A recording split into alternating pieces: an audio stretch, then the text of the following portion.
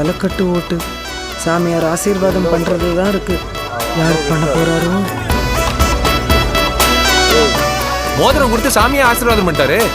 அப்புறம் என்ன, நம்ம ஓட்டுல பெரிய பொண்ணுக்கே போட்டுருவோம். ஓட்டு பெரிய பொண்ணுதான். என்ன சாமி இப்படி பண்ணிடுச்சு? அந்த தம்பி மோதிரம் கொடுத்து போட சொல்லிச்சு, அதனால போட்டாரு. போட்ட